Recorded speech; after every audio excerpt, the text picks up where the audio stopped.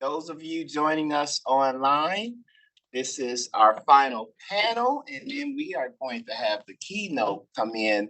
They come with handlers and security with the headsets and all of that stuff. So after this panel, we're going to close out, and then we'll have our networking reception. We get a chance to talk to everybody. But I'm gonna act like a panelist. Yeah, definitely. Nice to see everyone, meet everyone. My name is Natasha Walwyn Robinson. I'm counsel with Charlie at Splunk. I lead our marketing legal practice and our brand protection practice. Do you want to just quickly just say where you are and your title so folks know? Sovereign Charlie? Splunk, Senior Legal Counsel of Partners and Strategic Alliances. Microsoft, I'm an assistant general counsel supporting a $10 billion segment of Microsoft in state, local government, education, and health and life sciences. I'm Michele Cober, Director of External Affairs and Strategic Alliances at Verizon. I am April Williams. I am a partner at WilmerHale. I am in our white collar investigations department. Great. And what gives me such great honor to discuss this topic with you all is that I think it's just so key to lift as you climb. And I'm very curious about your entrance into tech or into this field. So was there a pivotal moment or a person you met that was able to open the door for you, or did you always know and you maneuvered and knew how to network? Can you talk us through, maybe starting with Michele, how you were able to get into this path? So I started out in law firms. I was at Kirkland & Ellis first as a general litigator, and then I was also at Hogan Lovells as a general litigator. As was mentioned on the previous panel, law firm life is not the easiest lifestyle, although April over here is the real MVP. And as I was looking to transition, I was looking for people who were like me and were happy as lawyers in their jobs. You could have put me at the post office. If it was happy lawyers working at the post office, I would be a United States Postal Service attorney at the moment. And the happiest lawyers I met were the Verizon women who I ran into at a conference called Corporate Counsel Women of Color, our absolute favorite week of the year. And these Verizon women were like, well rested, they were moisturized. I was like, I gotta get over here and be with them. And so I ended up in at Verizon because of the people, not because of the field. And then now I'm there and I love what I do and I love the subject matter, but I did not come into tech at all because of the subject matter. I came because of what I wanted for my quality of life. Amen. Wonderful. I'm very curious about Charlie and your entrance into tech. I've been working with him for about a year now, but I never sat down and asked you, like, where was the starting point for you? Starting point for me. It's a good question. I was interested in tech in law school, and it was only because, and he may pop in today, Professor Lateef Mtima was teaching IP, and compared to some of my other professors, besides Professor Sherman Rogers, I just related more with him. I thought law school was kind of boring, and his theory was, I'm going to give you the fork and the knife. What you do with that is on you, but I'm going to teach you the tools. It was damages, tort damages, and what was the other one? Remedies. And he was like, you do with that what you want. And his exam was a episode of The Simpsons. Yeah. Spot all the torts. Who are you suing? And never thought about it, but with that fork and knife, I went to work. We formed a great relationship, and this Tech Law Summit partners with the organization that Professor Lateef Mtima founded. And so that was the beginning. There's been other, you said, reaching back and helping along the way. Just in case y'all don't know, this is my manager. She has— Don't hold it against me. This was my manager. She has led me to be managing others now and a different company, but she kind of coached me and paid it forward. And she's my moral high ground when I want to be what we call it, petty Petey. She tells me be humble Harry. Because I can be petty. So I'm like that. I see you 30 years from a conference now. I remember Gmail is where I sent out all of my cover letters and resumes when I was looking for a job. So I can quickly see, oh, your name sounds familiar. Oh, you never responded to me. Now, Petty Pete, the things change. I feel no obligation to give you any time. And I might tell you to get out my face because I don't believe in keeping on a mask. But she kept me humble. That's my story about tech. No, that's wonderful. And what I'm hearing from the responses thus far is that there were pivotal experiences you had for people that you saw and visualized, and you almost maybe saw yourself, or they encouraged you, or you felt a relatability to help you keep going. And I think that's so key. And since you have pointed out Daphne, I'm very curious, Daphne, in your role as a leader, what does this mean for you in particular with respect to bringing in Black attorneys into this very competitive, highly desired area of law? How do you, what steps do you take to do that, So it's a great question.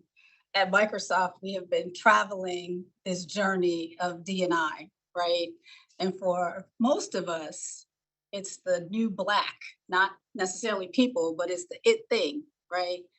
And we talk about it a lot, but it's really about your actions. So for me, in recruiting and really grooming and helping to develop diverse attorneys, it's all about being intentional and deliberate, right? You all will hear these myths that it's hard to find people who look like us to become lawyers in tech, right? The answer is that is a myth. It's not true. You just have to be deliberate and intentional in finding them. I happen to have had the opportunity to be an adjunct law professor at the Hustle, which is the Howard University School of Law. And there is a plethora of attorneys, law students rather, who look like us, as you all know, who are totally capable of stepping into this space and crushing it. So for me as a leader, I'm always trying to be very intentional and, more importantly, not afraid to hire people who look like us, because some of us who have a little bit of power to do that, we get caught up with what somebody else is going to say if we hire people who look like us. All the while, that's exactly what they're able to do. So when you get to a point where you have an opportunity to empower others to come in and shine like, we know how to shine, be courageous, be intentional, look for those diverse attorneys who are obviously table stakes coming and bringing excellence all the time. And then once you get them in your organization, make sure you care and feed them so that they can grow. So it's all about being intentional, deliberate, and then sticking with those folks, wrapping your arms around them to make sure they succeed. I'm so glad you said that, because I think I didn't hear that from attorneys when I was in law school. I didn't have someone telling me the things that you're saying, that I'm here, I'm thinking about you, I'm thoughtful, I'm looking out for you. And I think that's a key message for up and coming students entering into the field. So I really appreciate that. And then for April, I'm curious too, in the law firm setting, which is also very highly desired, opportunity when you're in school, and how has that transpired for you in this particular area of being able to bring people up and pay it forward? Yeah, so, I've been very fortunate in that I work at a firm where we really care about diversity and we're really making strides to do better. Working somewhere that recognizes there is a lot of work to be done. We haven't sort of reached where we should be. But I think we're doing a lot better than a lot of firms. Just a little plug. I will say I really echo what Daphne said, because I think it's really important not to just recruit people, but to support them once you bring them in. And so there's nothing more sort of gratifying for me than to recruit. And I go to Howard every year and conduct interviews and bring folks in. And there's nothing more sort of gratifying for me than to get folks in the door and then to be their mentor, sort of be there for them as they move through their career, whether that's at the firm, whether that's, they decide they want to move on. I really enjoy that. And I'm always sort of pushing for people who look like us and trying to get more slots because, every year there's a set number of summer associate positions. And it's like, well, we can only give so many offers. And I'm like, but can we, like, I'm sure there's like a couple more slots that we can, because not all of these folks are going to accept their offer. So let's sort of step out, outside of our box and see if we can really get more diverse people in the door. So, the other thing that I would add is that it's important when people reach out to you and they say, I'm here and I want to be helpful, take them up on that. Like I feel like I've said that a lot, and a lot of people do take me up on it and reach out to have coffee and lunch or for me to read their resume or whatever. But you'll find a lot of times that people will extend themselves and folks don't take advantage of it, either thinking, oh, they're too busy, they don't have time to talk to me, or whatever it is. Don't do that. You can't get the help unless you do your part as well. So I would encourage you, if you people who are extending themselves to you, to make sure you do your part. Wonderful. And I'm going to do a slight pivot and kind of maybe go a little bit back to um, with the practice areas you're in now. Can you talk us through, without going into too much detail, what you do and connect it to like what you're doing in law school? How could someone prepare themselves for a practice area like that? So for example, in my case, I knew I always wanted to do something in between IP, tech, media, and entertainment. And so I tried to get internships as best as I could in those areas. But then, of course, when I graduated in '08, as you know, it was a very crazy time. And I was like, all my hopes and dreams, like, where did that go? Like, I have to shift, right?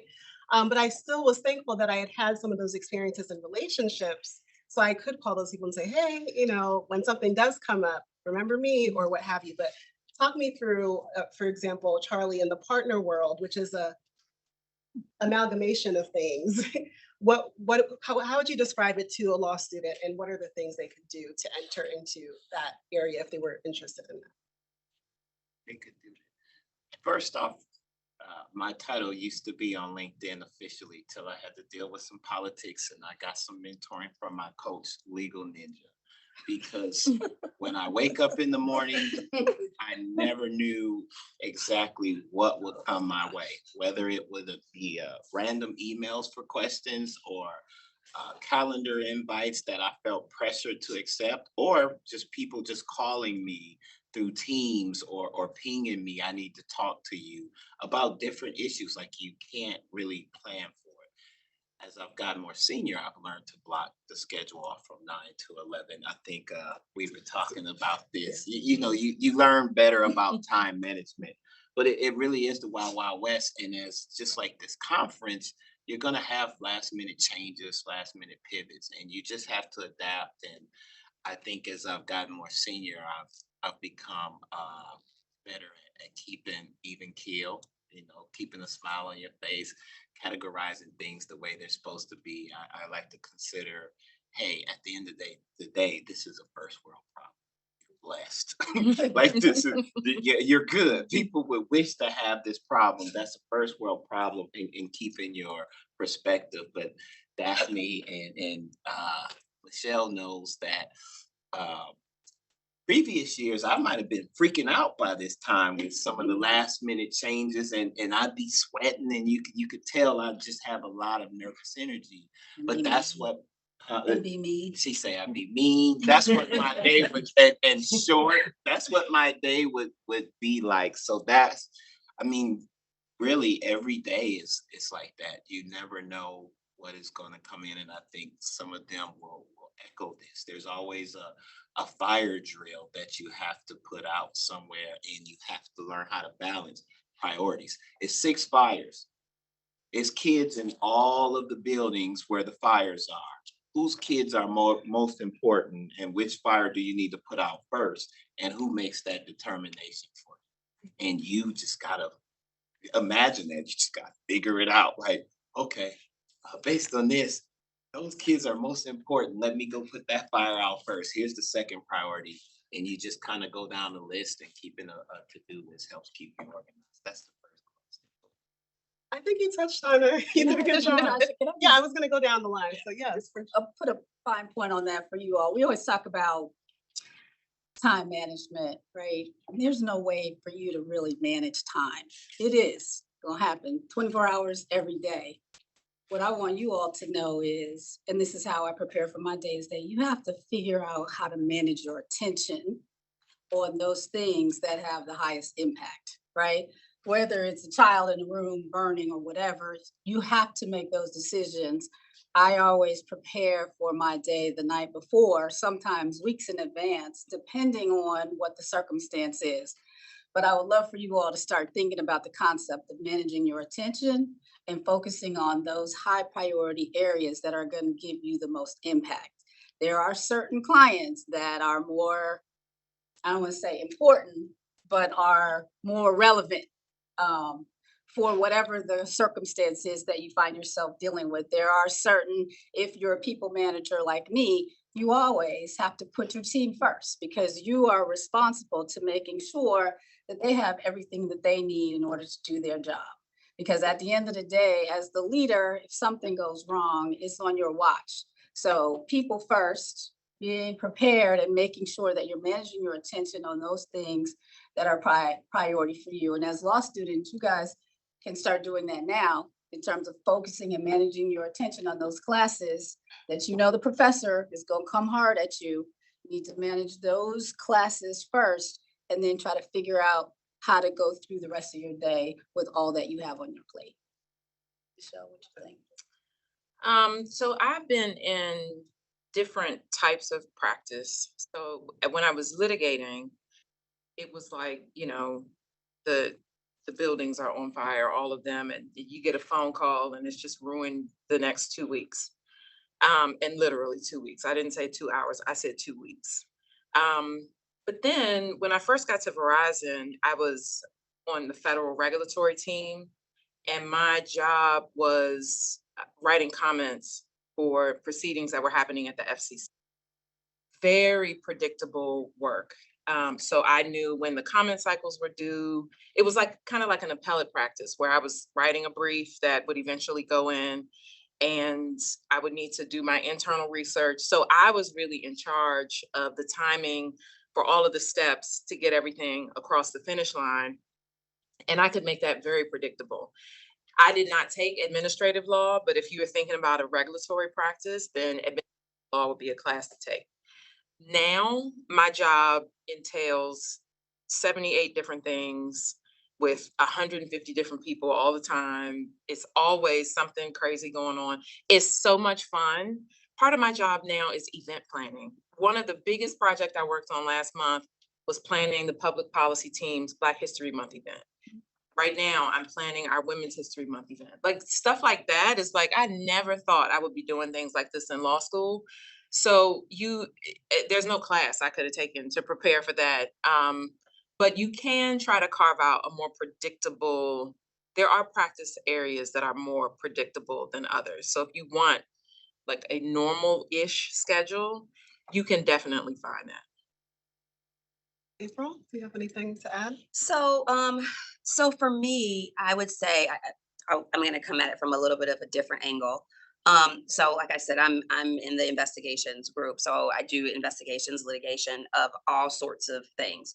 So one of the things that I think I really learned in law school that has been really helpful in my practice is being able to pick up any sort of subject matter and learn it in a short period of time. And when you get to the bar, I think that really trains you for that. And if it's like, I tell people now there's no need to freak out about it. You can learn anything in 3 days. I am a firm believer in that. And it's one of the reasons why I enjoy my practice so much, because it's kind of hard to get bored because I'm always doing so many different things. And I mean, right now I have this DOJ investigation involving some immigration issues that I have no background whatsoever in anything immigration related, but I could basically quote you the statute at this point. And so I really enjoy that. And so I think, that is something that I think was very transferable from law school. You have all these different classes, you're trying to learn all these different things, and having sort of competing obligations. And then but you're able to sort of focus, manage your attention. As we talked about, you can learn whatever it is that you need to give your clients the best representation possible.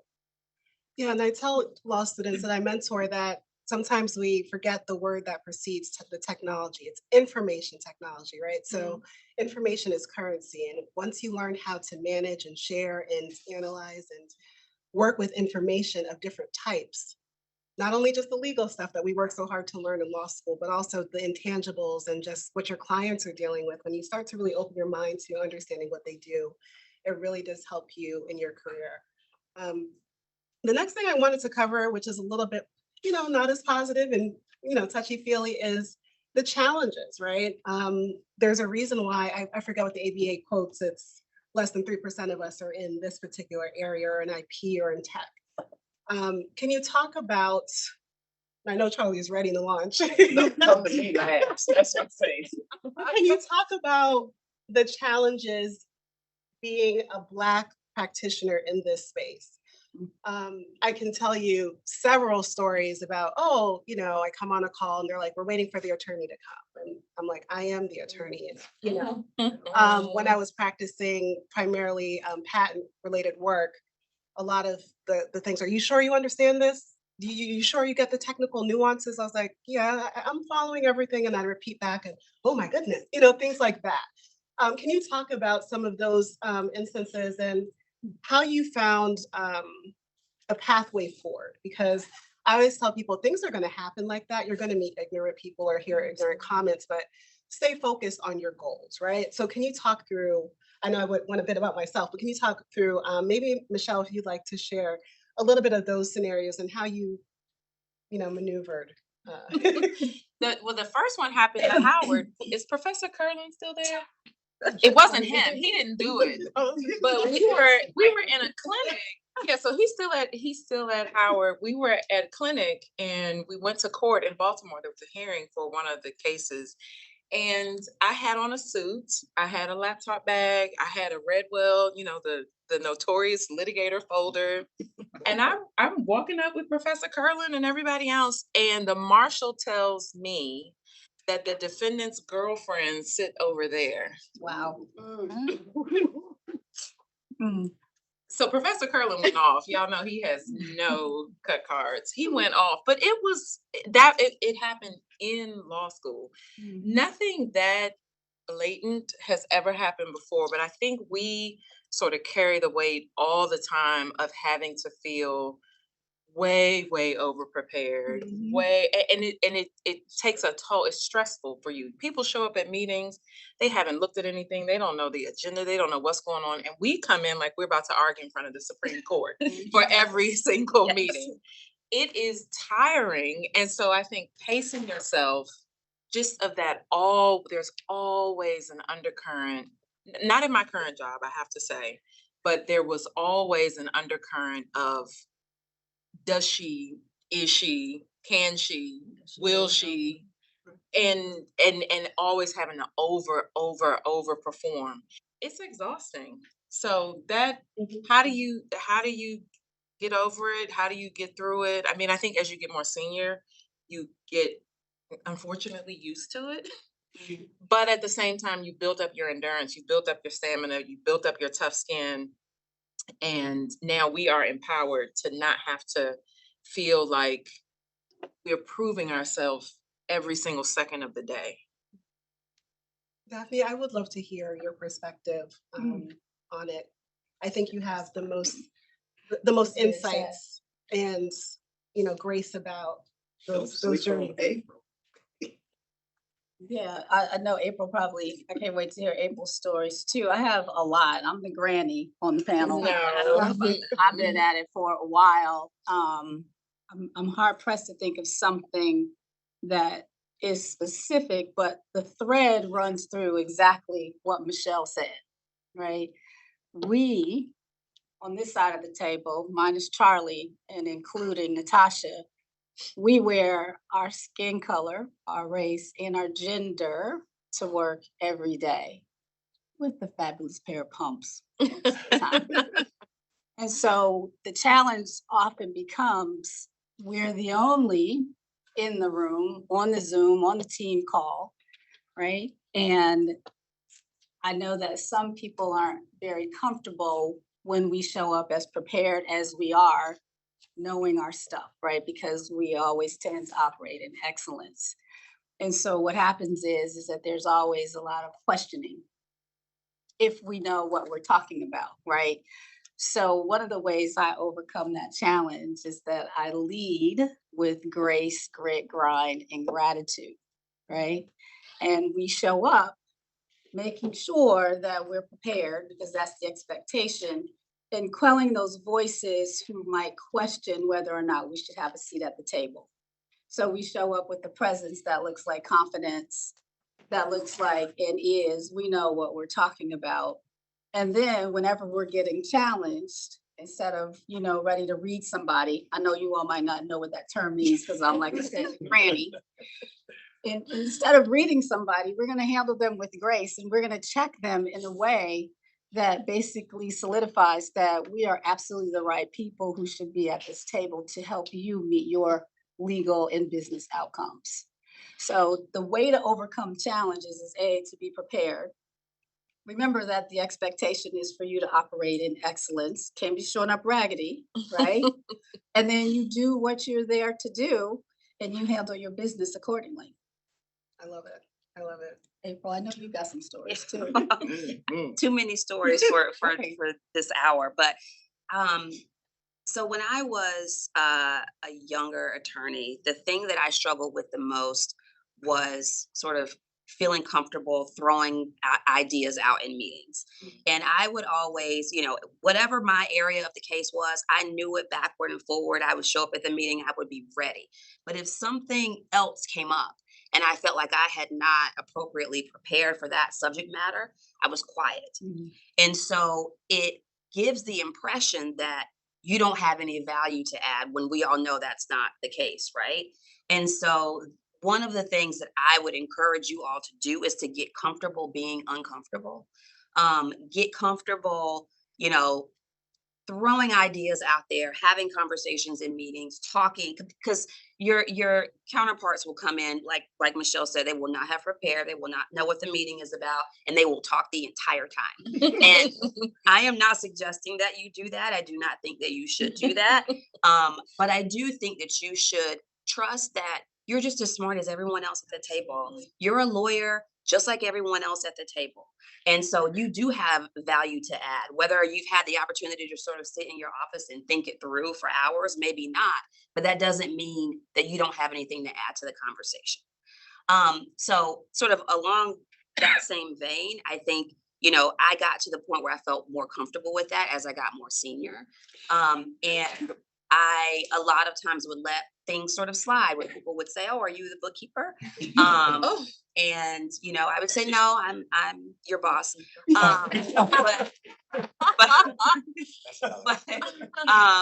I, I had something happen to me relatively recently, actually, where I've had interactions with a particular person on a number of occasions. We've met, and there was actually an event that was in my honor at this person's home. My honor and several other women for something. And this person someone called me the name of another African-American female attorney at the firm. And I was so sort of caught off guard, and I was also in this person's home, right? So I just, gracefully grabbed my purse and my jacket, and I went on about my night. And I was very hurt and upset and distraught and then mad at myself because I didn't say anything. And, you're having all these emotions, and then I called someone and probably, who knows what I said. But so fast forward a little bit, and this person has another event at their home. And I go, and they mess up my name and call me that person again.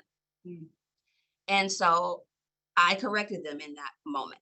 And because in my head I'd said, I can't continue to just act like this is okay. And there's a way to do it. You handle them with grace, and professionalism, but I, said, no, my name is April. And she was very, very disturbed. And so she called me, and she called me the next day. I'm sure someone else who was there, who I'm actually really close with, probably called her and said, you totally screwed that up. You need to call her and apologize. And so she called the next day, and but I wasn't ready. And that's okay. It wasn't, I finally realized that it's not on me to make her feel better about her failings. And so I waited until I was ready to have a conversation with her, and I called her back 4 days later. Let you have that energy for the next 4 days. Let you think about how awful that was, that you invited someone into your home and you don't know their name for whatever reason. And so when I was ready, I had, as we do, I prepared. I had my talking points. I didn't want to. And we had a very good conversation, and I read her in the most professional way possible. And that is not something that I would have done 5-10 years ago. Grace. But absolutely. Well, I don't know that I would have said anything at all at that point in time. So I am very grateful that I have gotten to a point where I feel comfortable doing that. And I feel like I have built up a reputation such that, if I need to have that conversation with someone, it's not like I'm running rampant through the firm, reading people, it's like, oh, wow, if I had to have that conversation with you, then it was warranted. So I say all that to say, like, you will get there in time. You will experience these things, and you have to figure out for yourself how it best suits you to deal with those issues. But I will say, always handle them with grace. Can we that's an important point, especially for this audience, right? Mm-hmm. While you guys are law students, and then you'll eventually be lawyers, killer lawyers, you have to recognize, and I appreciate April's commentary, that you have a voice no matter what level you are, and your voice matters. And you have to figure out the right way to say whatever it is that's giving you agita, right? I have this Daphne discernment dial, because you will also hear people say, show up as your authentic self, right? And sometimes what's authentic between me and my sisters and brother might not be appropriate to show up in front of the president or the chief legal officer. So as you all are figuring out, to April's point, how you get your voice and how loud or how soft you want your voice to be as you traject in your law firm or in your company, use the discernment dial, right? It's not a switch that you flip. It's, if I'm in the room with partner X, Y, and Z, my discernment dial might be on 1. I'm buttoned up, I'm doing what I got to do. But if I'm having a conversation with a mentor, or my personal board of directors, a sponsor, whoever, or somebody that I just trust, that I need to vent a little bit, I can turn that authentic discernment dial up and just be real, right? So don't sleep on your voice, everyone, because it does matter. You just got to figure out which voice and at what level you're going to show up with. I'm so glad you said that. 2020, my voice is all the way turned up. So since then, I've been up. But those first few years leading up to that, I was not comfortable being my authentic self, and I had to code switch, and I still do. But when the time calls for certain things that I see are going wrong, I find a way to say what I need to say, and the message is sent. And I think it's important to keep doing that. I wanted to save you for last, because I do want to get the Black male perspective on managing the psychology of operating in tech. I feel like it's a little nuanced. And so do you have anything to share about that view in light of what we've been talking about, and just thriving in the environment, or surviving in the environment from your perspective? And keep it real. I think surviving is the right word. And I thank God she knows this is not a joke. I thank God for having the wisdom of, you like to call yourself granny, whatever. You all started that. Of having the wisdom. So here's how they started the granny thing. Put down when you graduated from law school on your bio. That's how it started, right? That's how it started. They all have a 2 in front of their graduation day. I still have a 1. I'm sorry. Anyway, while I'm giving you your flowers, so many times she has shared the wisdom that she just shared with you all, because she is my Martin and to my Malcolm. So many times it's Charlie, it's not what you say, but it's how you say it. And so she's kind of talked me off a ledge, because it can be very uncomfortable when people challenge you and you challenge unnecessarily.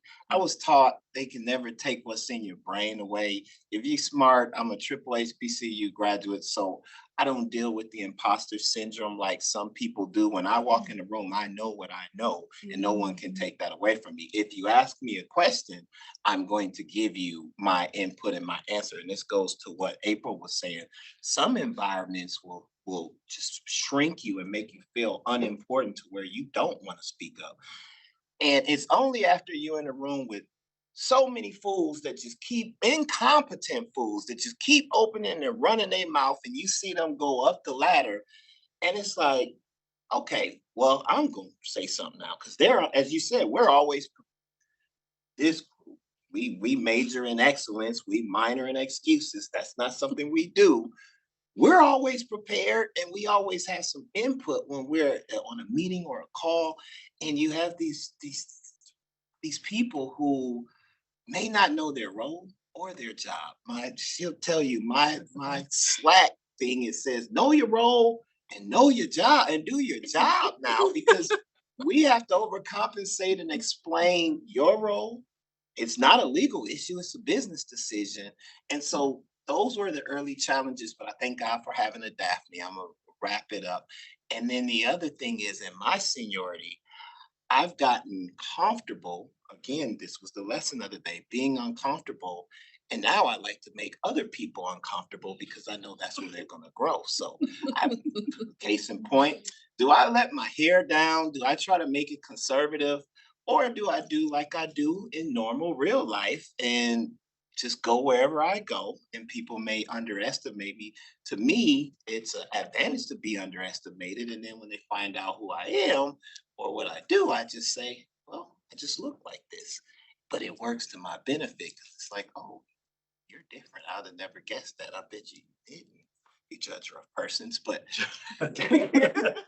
that's neither here nor there. That's the challenge. Get comfortable being uncomfortable, and in that essence. And then when you get to seniority, make other people uncomfortable sometimes, because that's where you're gonna grow. I grew in very uncomfortable situations where Daphne would say, no, now you just pick up the phone and you call that person. I'm tired of chasing them. They've canceled so many invites for one-to-ones, maybe like a major client or something like this.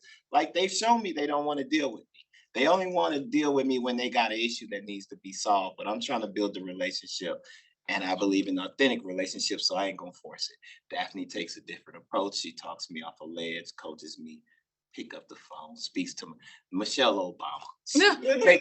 Take the high road. And you know, sometimes I want to get in the mud, but when you're dealing with the challenges. So I thank God that I had her to help me navigate the challenges while I was at Amsterdam. One other thing I wanted to add too, and I think that it comes with seniority, but I would implore you all to embrace it earlier. It sounds like we are in a little bit of a coded way saying that we became more comfortable being Black at work. You need to be comfortable being Black at work from the moment you step in there. And you need to find a place that makes sure that you are comfortable being Black at work. And Charlie, it sounds like having a Black boss was really important for you. I have a Black boss right now. It's the first time I've ever had a Black boss, and I swear to God, it's the best thing that's ever happened in my life. She's hydrated. It is. I am well rested and moisturized, and so is my boss. But it is just because what I see in her, and she saw things in me, because we have all these things in common. And she knows that we are excellent because she is excellent, and she has other Black women colleagues at Verizon who are also excellent, and they see it's the same way on the other side of the coin. They see all of these things in each other. And so get into an environment where people can see excellence in you, where you're not constantly trying to prove to them that you know how to read a statute or I Thought you were gonna stop at read. right. I mean, it's just like but I think hopefully in this post 2020 world, we're in a better work environment generally, I hope. And if you're not, find somewhere else. And if you don't get the privilege of having a Black boss or a Mhm. boss that looks like you, find somebody that Mhm. does. You guys got to start thinking about creating your own personal board of directors with people who look like us and people who don't look like us, right? Those are the people who can help you stay well moisturized and hydrated, like you said. Yeah, if I could just add just one more thing, I think it is important to keep in mind that there are people who will support you who don't look like you That's Oh, right. for sure. as well. Mhm. And when I think back to sort of my partnership trajectory, it was, I was coming back from New York and I was on the train for Matter, and I was traveling with this other white partner who sits down the hall from me, and he was like, "Okay, so can we talk through what's the plan? How are we going to get you over the finish line?" Nice. And I didn't know that he ever really paid much attention to me, other than he sits down the hall and we, grab coffee from time to time. And he was really a big proponent and a big sort of supporter, and really helped me sit down and map out a plan. And so there are people like that too. Like, we make a lot of jokes, and of course, like it's more comfortable when you're sort of with people who look like yourself. But there are other people out there who are happy to support and will be your biggest champions as well. So Can I Yeah. add? You gotta put this adage, I think you and I on the same page. Is it Maybe. kinfolk? No, no, I wasn't gonna say that, Charlie. And there is, you have to be careful because sometimes there's people who look like you who may not want to help your career in one way or the other. They may see you as a threat. And so I have a saying, I'm just holding, all skin folk ain't kinfolk. So you have to be careful. I'm glad you put that out there, April. Just look for good spirits, good people with good ethics and good morals. Well, what I was gonna say was the point about men and also white men too is super important. That It is. inevitably you are going to have white men who become mentors and champions for you. And hopefully you can have very frank conversations about compensation because Perfect pivot. I was gonna they go know there. where the money resides. So that's the thing. I feel like one of the most prevalent conceptions about, being a lawyer in tech is that it's a very lucrative pathway, right? Can you talk about any financial learning curve you had to make, or maybe you were, very astute, but for me, I was like, equity, RSUs, I need to go Google that. Like, what does that mean? It sounds great. This is very impressive. I'm excited, but I don't even know what you're talking about. So like, can you talk about comp in a way that feels comfortable for you? And do you see that there's a myth? Do you see that you felt like in some cases, again, because you're Black, you're not getting the full bag? Like what are the things that you've encountered when it comes to comp in this space that you think students should be aware of? Because I want to equip them with the real, right? When it comes to that.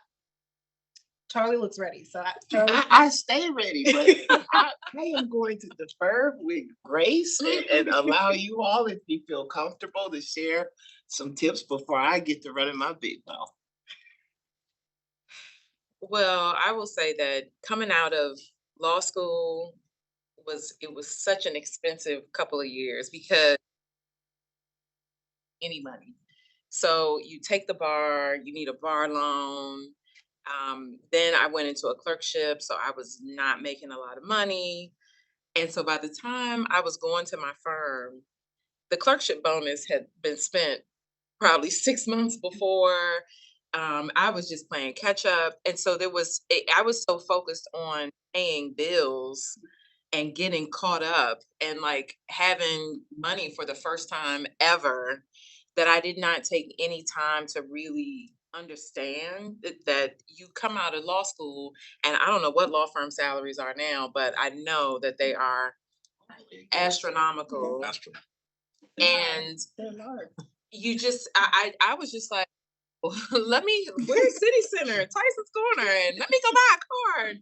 Let me do this and that. And I didn't, it was just like, it's hitting the account and find my Amex. So that is the first thing, like, and that probably lasted for about 5 years. So get some financial discipline, and then at some point you'll be learning about the RSUs and the stock and the you'll have like your designated person who's your advisor, your financial advisor, all that other stuff. But the discipline to not spend every penny is the step number one, because that is very easy, and everybody is always fly. Oh, I'm going to this happy hour, I'm going to this conference, oh, I need a pair of shoes. And it's not just a pair of shoes, it's like, oh, she said buy the shoes. Buy the shoes. So exercise discipline and buy the shoes. So I'm not in-house, so I can't speak to the RSUs and that whole piece of it. But I will say I was the opposite of Michele. Yay, good for you. When I'm glad, girl. I was the opposite for a time. So when I started at the firm, I didn't know anything. I'm from North Carolina originally. I worked at a small firm. I didn't know anything about big law firm life. And so I thought, I'll do this, but I don't know how long I'm going to do this, right? And so I focused on paying off my loans and putting money away. I mean, I literally went for 3 years. I'm not sure I bought myself anything. I wouldn't take that approach either. I would not take that approach either. I think it is important to treat yourself just within reason.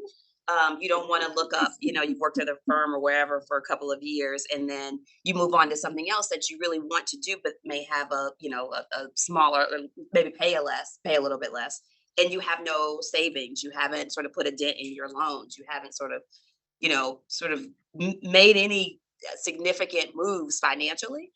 So be thoughtful about that. The other thing I will say is, like with law firms, it's sort of your lockstep, for the most part until a certain point. And I'm sort of newer to the partnership. And so I'm just now starting to having to figure out how to advocate for my shares and how many shares I should get each year. The one thing I would say is do your research. Well, two things. Do your research so that you know what approximately where you should be, and don't be afraid to advocate for yourself.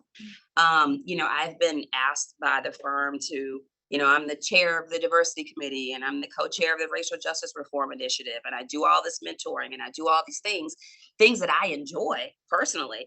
But when I went into my compensation meeting, I was very comfortable asking, how are you compensating me for these things? So I enjoy these things, and they are important to me. So I'm glad to have the opportunity to do them.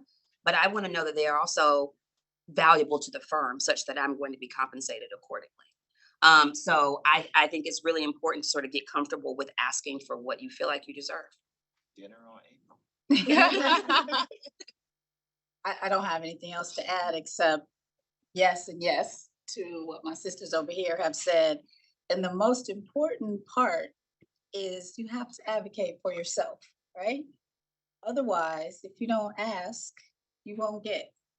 So if you come in-house, right, or whenever you negotiate, even in a law firm, I have always enjoyed being in-house. I've never had the experience of being in a firm, though I think it's great experience, by the way. You need to make sure that you are being compensated for the value that you bring, right? And you can find out information by doing some research. You all are trained in research. You all know how to ask questions. That's what we do as lawyers. So at least when you go into any negotiation, know what the range is for that particular role. If you come in-house, you need to ask for a signing bonus because those are real, right? Start off high and get to where is reasonable, right? And then you also, stock options or stock equity in a company like Microsoft, for example, is real. So you got to ask that stuff. And if you don't know to ask for these things, you might not do that. So interview the company or the firm as much as they are interviewing you so that you know what's available and then let your voice speak. And hopefully you know people who are inside. Charlie and I have this experience when he was interviewing at Microsoft. We had some real talk about some of the things that he should consider when he was coming to our company. And I know this is being recorded, but I'm not ashamed to say this out loud because everybody who is negotiating a salary, you need to have some inside information so that you don't leave anything on the table. Because what happens is if you come in low, you're going to continue to be lower because those 5% merit increases are only going to do so much for you to come in undervalued. So know your value, ask the questions, and at least at a minimum, ask for the right salary range, ask for a signing bonus, make sure that you're negotiating a bonus based on your performance as well as equity if you're going to a firm. Wonderful practical advice. And now with the pay equity law legislation being passed in certain states, they're required to publish the salary range for certain positions. So, and then within your company, you're entitled to ask for some transparency as far as where you sit relative to likely situated, similarly situated individuals in positions like you're in to compare and make sure that you're getting what you should. And if I could just add one more thing to that. So as a part of my practice, I do racial equity audits for a lot of companies. And one piece of that is pay equity. And it never fails. If we are looking at a company and they either their shareholders have voted for us to come in and do an audit or what have you, it never fails that people of color and women are at the bottom. Yeah. Like they're always the ones who, the company needs to go in and sort of sure everything up. Like they're always the ones that are at the bottom. So you've gotta find someone internally who will talk to you and be honest with you, and those people exist, and you've got to be comfortable asking. I one thing that I learned from that same young partner who asked me what my plan was, he said, if they think that you will just sit and wait to make partner, they will let you wait. They're going to promote the person who they think will go somewhere else, and they'll say, oh, well, we'll make her partner next year. She's not that pressed. She'll wait. And so I think there's a fine line between speaking up for yourself and sort of seeming too obnoxious or excessive. But I think that there's a sweet spot in there where you want people to know, like, I'm interested in this and I want to do this, but I'm also not going to take less than what I deserve. And understand that it's a catch-22, because I'm going to use the Martin and the Malcolm analogy. The Martin is, hey, you told me to speak up. Here's all of the wonderful stuff I'm doing. I know my value, and you're going to have to pay me or I'm a flight risk. Yeah, right? don't sound like that. Don't sound like that. That's the Martin. That's the extreme. That's Malcolm. I mean the Malcolm. I'm sorry. That's the Malcolm. The Martin is the be quiet. I'm gonna wait my turn next year or the year after that. I'm not gonna. I may whisper in my colleagues' ear and hope that they'll say something to somebody, but I'm not gonna highlight myself. There's a balance in between there, and I echo everything you all have said. You got to know your worth, and really, if you're trying to be a transactional attorney, you should try to negotiate everything, just in case. It's almost, and I learned this later in life, if you do just accept something, they didn't expect for you to accept it, but you took it. How you call yourself a negotiator and you didn't negotiate? You need to try to negotiate everything and get over the fear, because sometimes we have fear. We don't know much about anything. Figure it out, learn it. Some of us have side hustles where we might be able to help you out. Understanding some of this stuff and handling multiple offers at the same time and things of that matter, but negotiate everything. One other thing to add to about just finding, you may not have a person in-house already that you already know. And when I was moving from one place to another, LinkedIn Premium was like the best use of my money. And buying shoes too. But LinkedIn, The shoes? Yeah, No. But people are so open. If you reach out to them on LinkedIn, I had people from law school, and this was another to the point of the panel earlier. Make sure you're that person who has a good reputation in law school too, because we have some reform classmates, and I'm like, really? They did that? That's amazing. Should have never expected that from them. But I had people who I reached out to just randomly from law school, and they were like, yeah, I work at such and such company, and yes, I'll help you. And yes, this position is open. You may see a position and you need more information, you need an inside track. LinkedIn was like, it's a lifesaver in that way, and people respond. Now, when they respond, make sure you gotta be ready for the response, but reach out on LinkedIn, really use it. And most people try to pay it forward Yes. for free. Yes, for free, Charlie. Not for free. So that network is important. So important. Well, this has been a very just insightful, a lot of gems, great panel. And I do want to turn over the floor to anyone who has questions. I'm not able to see the chat. I'm not sure if there's questions from online or in the room. Anyone have any questions of any of us? Questions. Just out of curiosity, I know you like mentioned a lot about mentorship within, your workplace. I'm curious if any of you guys, how useful have you found it to be members of organizations, any bar associations? I know you mentioned, I think someone mentioned the Corporate Council of Women of Color. Mhm. So any other organizations that maybe we could join now or get familiar with now to help us on our journey to finding mentors? Excellent question. I know the National Bar Association is the oldest Black bar in the country, so I'd recommend if you're not familiar with them. And then for your particular areas of interest, I knew I wanted to do IP, so I was a part of every IP association, APLA, everything you could think of. What's APLA? Oh, sorry, American Intellectual Property Law Association, sorry. But then there's also the International Trademark Association. And then there's, if you're in cybersecurity, there's an association for that. There's literally nowadays an association for every interest you can think of within the law.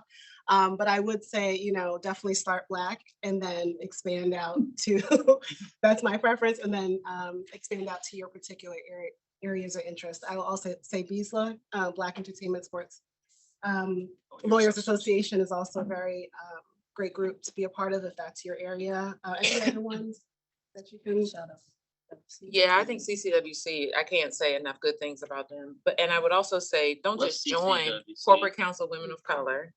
But don't just join, be active.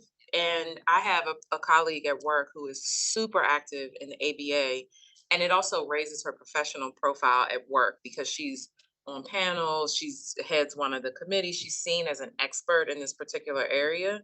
So you can use that to find mentors, you can use it for your network, and you can also use it to raise your own professional profile. And the CCWC is Corporate Council Women of Color. There's also a Corporate Council Men of Color opportunity, and that really focuses on career strategies, right? You'll learn everything from negotiating salaries to how you land on a corporate paid board. And the networking is just, is it cool to say bananas? That's how I got my job. It's mind blowing. I got another one. I'm gonna crack the door to the secret societies. You also want to do legal counsel, what is it? Legal diversity, LCLD. LCLD. Some of these things that I didn't know about, it's kind of like Law Journal. It puts a notch in your belt, and you can network with this group. Yes, it's like Law Journal. So legal counsel on diversity. That's the legal counsel on legal diversity. LCLD, yes, and they are very tight-knit group. Like certain law firms and companies pick their top performers each year, and they send them there, and they go off.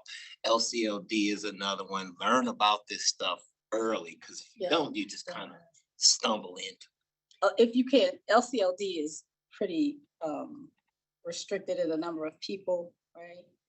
But there is an opportunity. There's another one, MCCA, which is the Minority Corporate Counsel Association. They have a program called Success Factors or something along those lines that mirrors what is LCLD, and it's a little more open. to get in, and I understand that the programming is mind-blowing. You could get an LCLD mentor. That's what Okay. one of my, I mentored somebody and they ended up getting in. So they got Pathfinder programs, it's different, but Right, that's like yeah. But also when you, for you all summer jobs, make sure you keep in touch with people that you may have connected with too at work. I have a summer intern from last year who checks in. She just got an interview for a White House internship. I wrote her letter of recommendation. Keep up with people that you actually connected with on a job level. And then also keep them abreast of what you're doing, because later on, like, I'm so impressed and proud of her and want to continue to help her. So keep up with people that you work with too over the summer. All of those things. The only one I would add is charting your own course. Yep. It's CYOC. yeah, CYOC. It's I think it's really good, especially for younger attorneys, because a lot of the panels are sort of geared towards navigating your career, getting mentored.